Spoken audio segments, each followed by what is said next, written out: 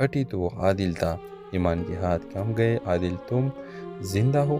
عادل کی آنکھوں میں آنسو تھے۔ میں تم تک پہنچنے کی کوشش کرتا رہا مگر قید میں تھا۔ بس تمہارا خط یاد آتا رہا کہ ایمان کبھی ہار نہیں مانتی۔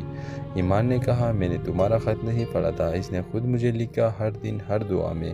کچھ ہفتوں بعد اسکول میں دوبارہ آباد ہوا۔ دیوار پر ایک نیا بورڈ لگا، آخری خط اسکول۔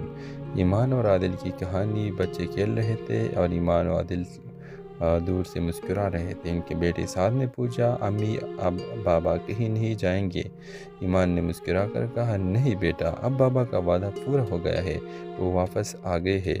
ڈرامہ سیریل کے حوالے سے اپنے رائے کی اظہار لازمی کمنٹ کریں، ساتھ میں ہمارا یوٹیوب کا چینل سبسکرائب کرنا مت بھولیے۔ Thanks for watching. اللہ حافظ۔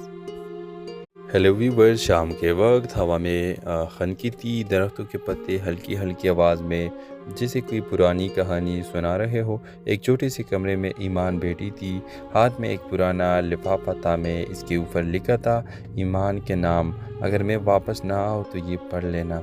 یہ لفافہ اس کے شوہر عادل نے 3 سال پہلے دیا تھا جب وہ فوج میں تعینات ہو کر سرحد پار گیا تھا، مگر اس کے بعد سے کوئی خبر نہیں آئی۔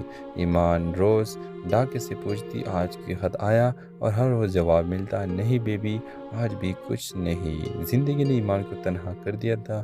وہ گاؤں کے اسکول میں بچوں کو پڑھاتی تھی اور شام کو اپنے چھوٹے بیٹے سعد کو سوتے ہوئے دیکھ کر چپکے سے روتی تھی۔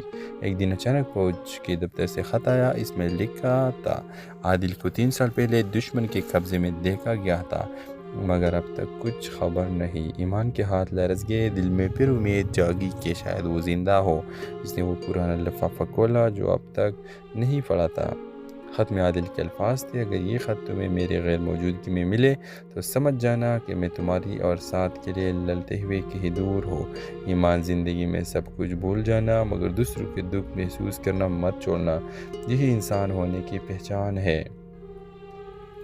ویورز، ایمان کی آنکھوں سے آنسو بہنے لگے۔ وہ بولی میں وعدہ کرتی ہوں تمہارا پیغام نہیں مرنے دوں گی۔ کچھ مہینوں بعد گاؤں میں سیلاب آ گیا، گھروں میں پانی بھر گیا، لوگ بے گھر ہو گئے۔ ایمان نے اسکول کھول کر پناہ گاہ بنا دی۔ وہ کہتی ہے